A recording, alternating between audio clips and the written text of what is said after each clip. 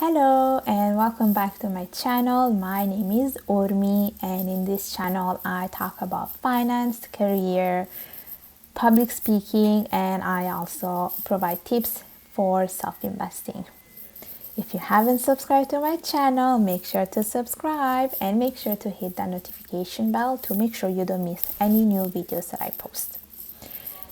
So today I would like to provide some tips on how to pass the CFA Level 1 exam if you didn't have enough time to study for the exam.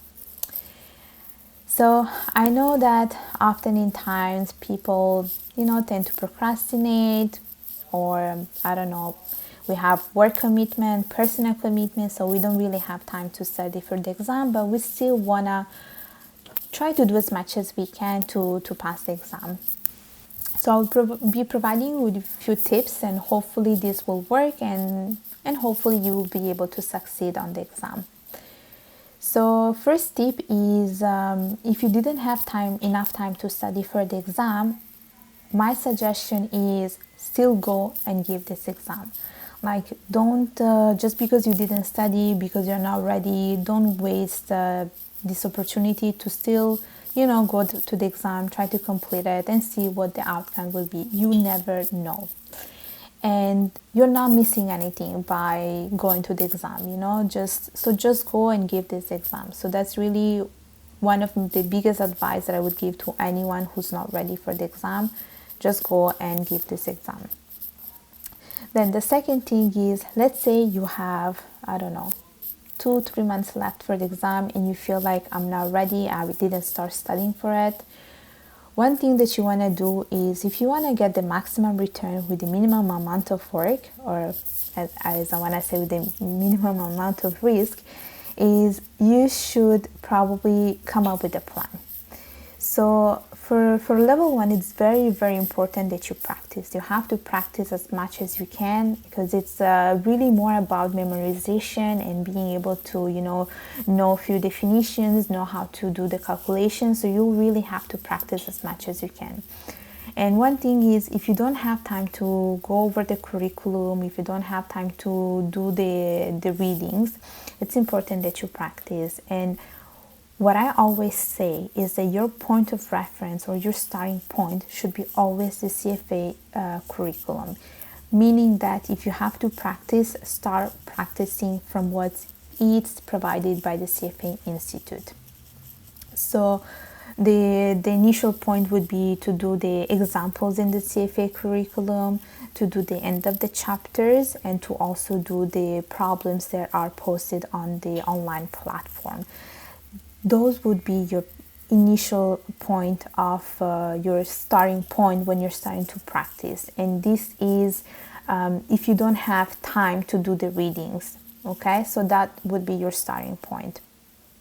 Second, if you do happen to have time, then I think you can move on and do practice problems from other third-party providers, meaning you can do the practice problem that you get from, I don't know, IFT, or from Schweizer, from Mark Meldrum. And the reason why I emphasize this, it's because it's not really the third-party provider that will be writing the exam. It's really the CFA Institute, which is why I emphasize that your starting point should always be what the CFA Institute provides you. So do those first, the end of the chapter, the blue box, all the examples.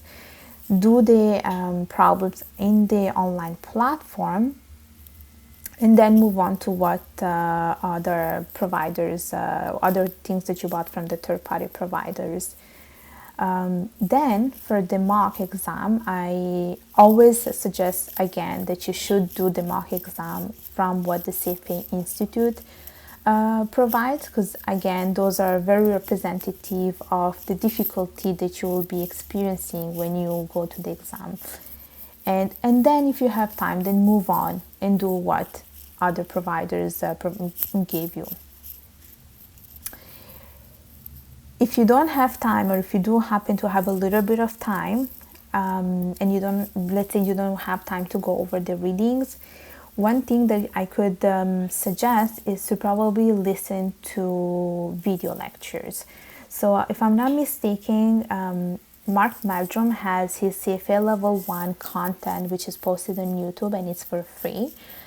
You can skim through all his videos and to have an idea of what each topic is about. So try to watch those videos, try to really pay attention and understand what he's explaining. And this is if you don't have time to read the curriculum.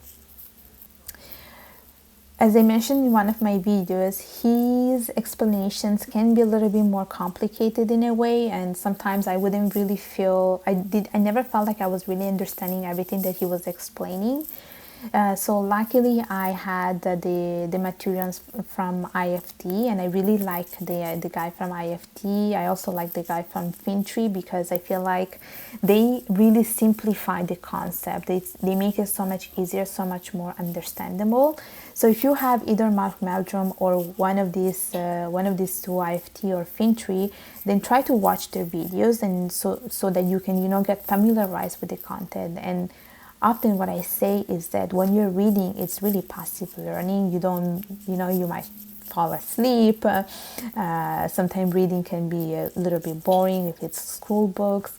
But if you watch the video, at least you're like listening. You're working on your active listening skills. And I think we internalize better when we're listening to a lecture rather than reading. So that would be my other tip that I would give to people that don't have time. And if you don't have time and you are working full time, then I really suggest that you take some time off. Probably try to take 2 weeks off, 3 or 4 weeks off, depends on you.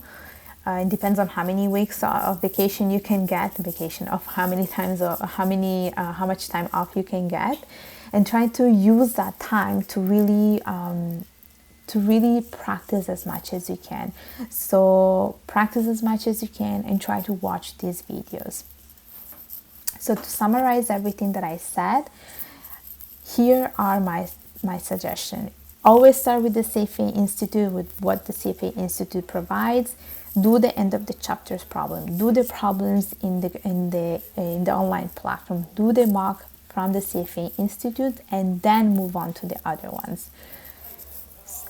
And then move on to the other ones and try to do those if you have time, and it will give you, I would say, a little bit more of flavor of what other providers do and how their exams are.